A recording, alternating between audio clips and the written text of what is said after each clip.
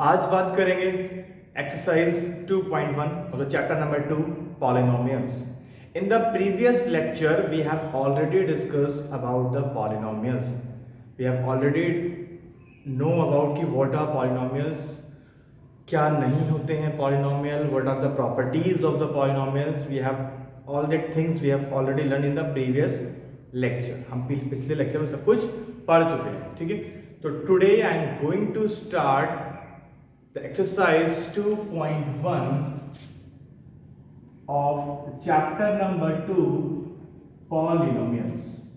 All right, polynomials means poly many and nomial means term which having many terms are known as polynomials. इसके बारे में हम detail पढ़ चुके हैं. The first question is which of the following expressions are polynomials in one variable and which are not? State the reason for your answer. So the first part is 4x square minus 3x plus 7. तो we have to know कि what are polynomials, है ना. हम पिछले lecture में पढ़ चुके हैं, आपको पता है बहुत अच्छे से. अब the question is that कि is this is a polynomial, क्या ये एक polynomial है? If yes then why, if it is no then why it is not. So the definition of the polynomials is कि which do not have the power in the variable form. इसमें power दी है, variable form में नहीं है, variable root में नहीं होना चाहिए, वेरिएबल डिनोमिनेटर में नहीं होना चाहिए, वेरिएबल पे नेगेटिव पावर नहीं होना चाहिए. ये सारी कंडीशन इसमें नहीं है. तो इसका मतलब ये पॉलिनोमियल तो है. अब क्या ये वन वेरिएबल में है? वन वेरिएबल मतलब एक ही वेरिएबल, एक ही अननोन चीज यूज हुई हो. तो यस, इसमें x यूज हुआ है खाली. तो yes, it is a polynomial in one variable because it having only one variable. ठीक है बेटा. The second part of the same question number 1, y square minus plus root 2. अब y square plus root 2, here the root value, the root में जो भी term दिया हुआ है बेटा वो कांस्टेंट दिया हुआ है. यहाँ पे जो रूट में टर्म है वो कांस्टेंट है. अगर ये सपोज ऐसे होता, यहाँ पर कोई वेरिएबल होता रूट में, तो ये पॉलिनोमियल नहीं होता. द डेफिनेशन इज दैट कि रूट में वेरिएबल नहीं होगा तो कांस्टेंट हो सकता है. अब y का पावर भी पॉजिटिव लगी है, तो इसका मतलब क्या हो गया, ये भी एक पॉलिनोमियल होगा. Alright. Third part 3 root t plus t root 2. अब अगर मैं यहां पे बात करूं बेटा, तो ये तो रूट में 2 है, नो प्रॉब्लम, रूट में कांस्टेंट वैल्यू हो सकती है. बट सिमिलर यहीं पर अगर हम आ जाए इसी के पहले वाले टर्म में, तो जो वेरिएबल है बेटा वो रूट में दिया हुआ है. जब वेरिएबल रूट में होता है तो it is not a polynomial. तो इसका आंसर हो गया no. Fourth part y plus 2 upon y. ठीक है, y प्लस 2 अपॉन y. अब आपको बताया था बेटा कभी भी वेरिएबल डिनोमिनेटर पार्ट में नहीं होगा, नीचे नहीं होता है. ठीक है, तो यहां पर तो लाई कर रहा है, इट मींस ये भी नो, बिकॉज ये डिनोमिनेटर पार्ट में अगर मैं इसको ऊपर भेजूंगा तो ये इस तरीके से आ जाएगा, मतलब पावर इसकी नेगेटिव आ जाएगी. और नेगेटिव पावर अगर वेरिएबल पे होता है तो वो भी पॉलिनोमियल नहीं होता है. ठीक है बेटा. Next, the fifth part is x to the power 10 प्लस y to the power 3 and t to the power 15. ठीक है बेटा. अब यहाँ पे कंडीशंस देखते हैं बेटा. ये भी नेगेटिव पावर नहीं है, नेगेटिव नहीं है, नेगेटिव नहीं है, तो हम इसका तो आंसर फिलहाल हो जाएगा नो.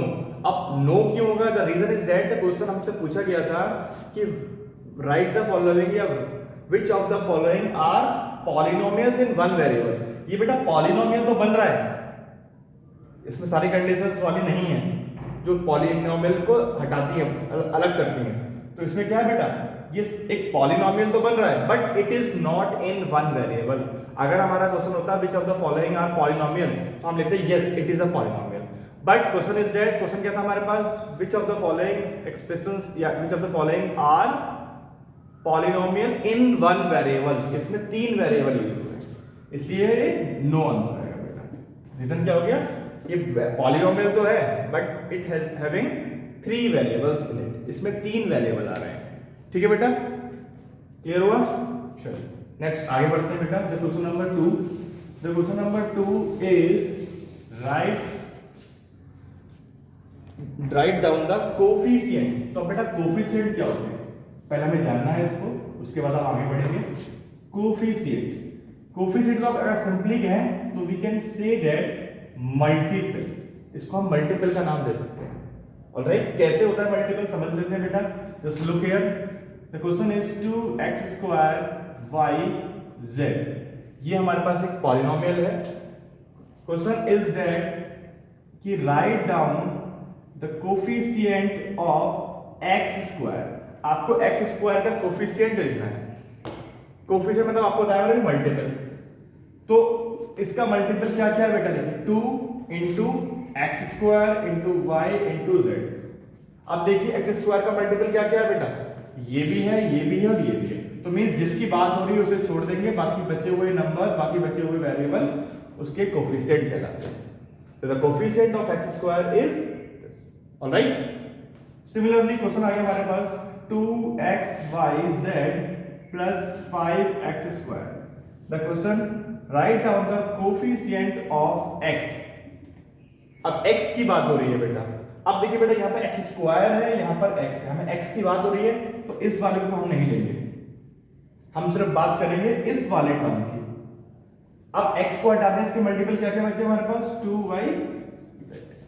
इसको इंक्लूड नहीं करेंगे। अब ये मत कह देना कि x 2 बार लिखा है तो उसको x into x कह सकते हैं और इसका फिर मल्टीपल ये हो जाएगा, ऐसा नहीं होगा। जो जिसकी बात करेगा सिर्फ हमें वही देखना है बेटा। स्क्वायर वाली बात करेगा तो स्क्वायर को देखना है, अगर सिंगल नंबर को बोलेगा तो सिंगल देखना बेटा। ठीक है, now come to the next one. If the question is like this, write down the coefficient of x²। अब देखिए बेटा इसमें कहीं पर भी x² नहीं आ रहा है। जब x² नहीं होगा और उसकी बात करेगा, it means the coefficient of that number that variable is 0, तब उसके हम 0 लिखते हैं जब उसकी बात हो रही हो और वो चीज उसमें कहीं जगह तक नहीं होती है। ठीक है, तो क्वेश्चन नंबर 2 इसी पे बेस्ड है बेटा। होप आपको समझ में आ गया होगा। तो just look at the question number 2। Write down the coefficient of x² in first part. I'm going to write the first part on the board. 2 plus x² plus x. अब देखिए बेटा लिखना है coefficient of x² equals to। अब बेटा यहां पर 2 है, यहां पर x² है, यहां पर x है, तो हम इसको इंक्लूड नहीं करेंगे, इसको भी इंक्लूड नहीं करेंगे, खाली इस वाले वैल्यू को देखेंगे। अब इसके साथ बेटा कुछ नहीं है, आप देख रहे हैं, आपको पता है जब कुछ नहीं होता है तो 1 होता है। तो therefore the coefficient of x² is 1. Second is 2 minus x² plus x.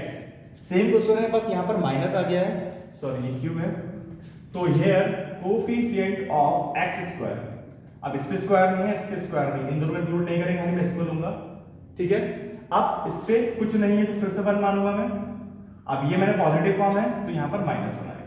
आपको हमेशा ध्यान रखना है बेटा, वेरिएबल को पॉजिटिव फॉर्म में ही लेना है, जो कांस्टेंट वैल्यू होगी वही नेगेटिव फॉर्म में आती है।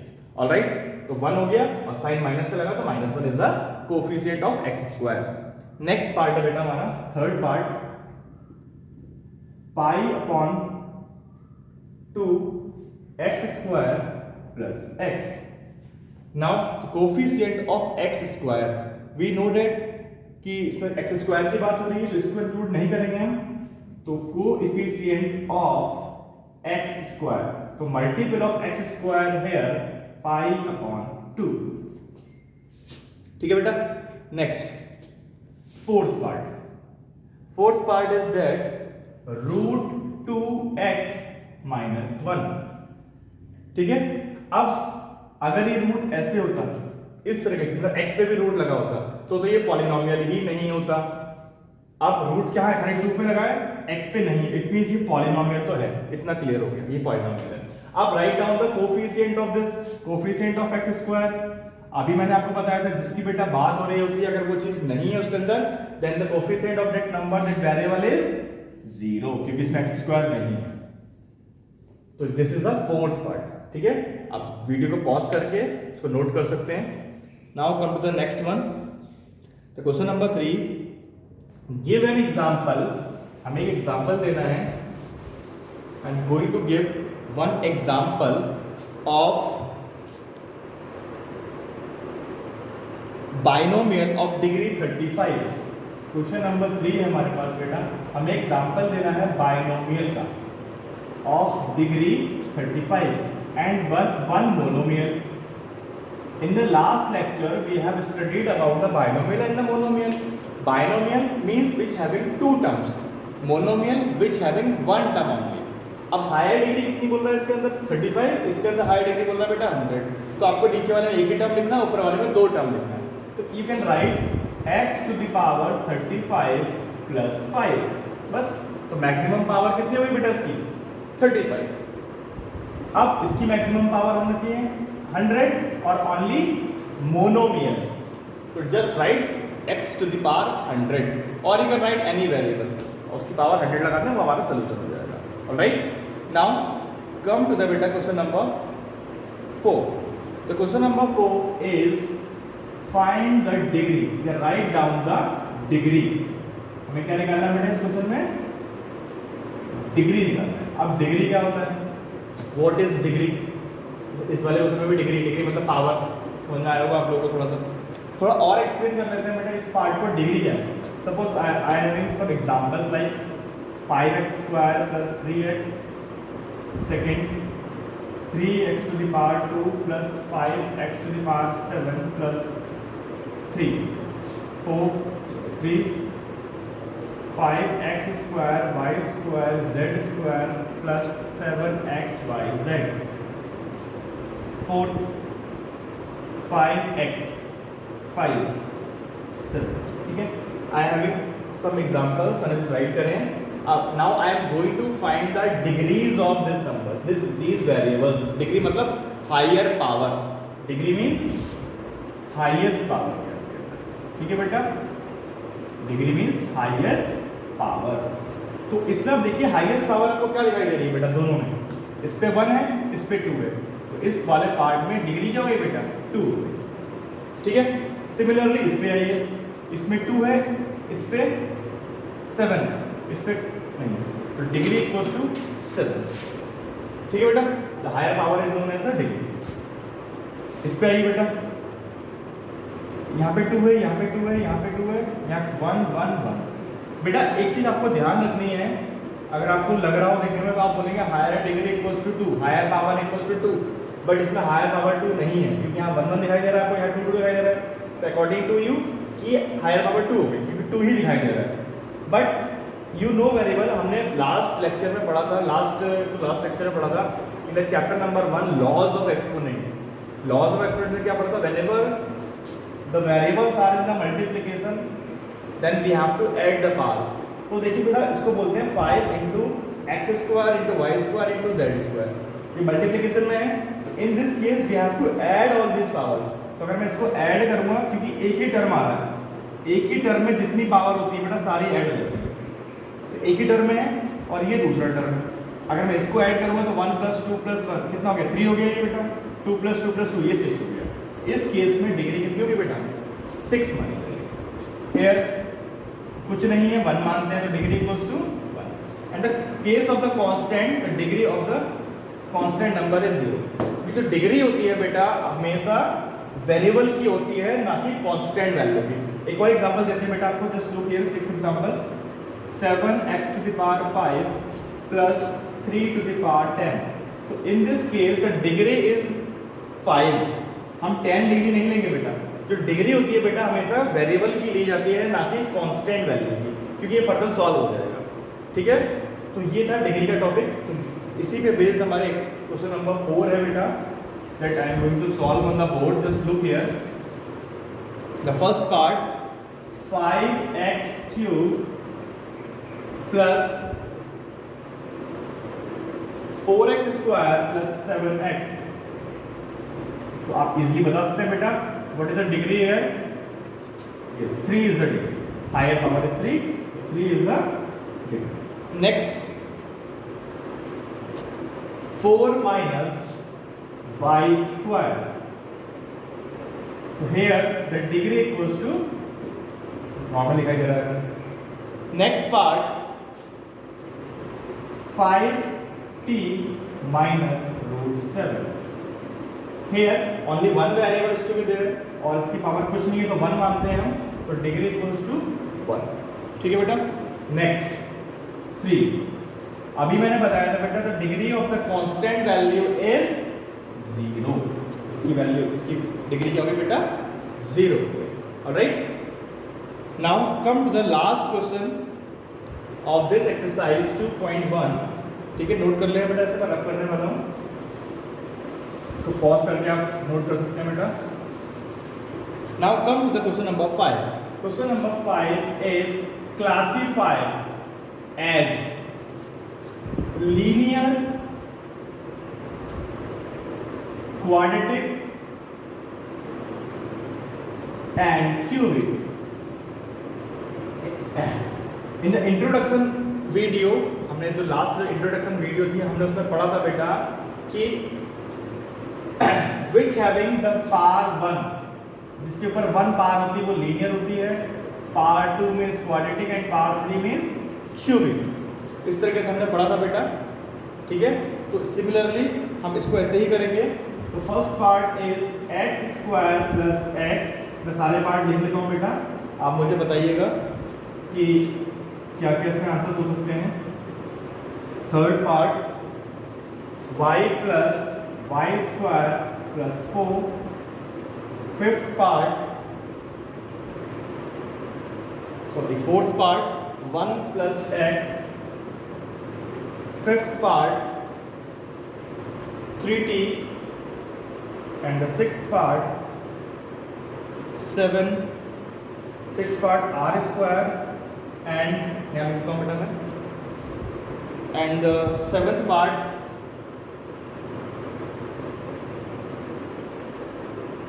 7x cube। ठीक है बेटा, so these are the parts which we are going to solve। Just look here। Here the maximum power, जिसकी पावर देखते हैं हम, मैक्सिमम पावर मींस डिग्री कितनी है बेटा? 2। इट मींस ये क्या हो गया बेटा? Quadratic. Very good. Next the higher degree, the higher power is 3। It means ये क्या हो गया बेटा? क्यूबिक हो गया, cubic polynomial. The maximum power is 2, again quadratic. Here the maximum power is 1, means linear. Next 3t power 1, again linear. Here power is 2, means quadratic. Here the power is 3, means cube। ठीक है बेटा, तो these are all the sums of exercise 2.1। Thank you।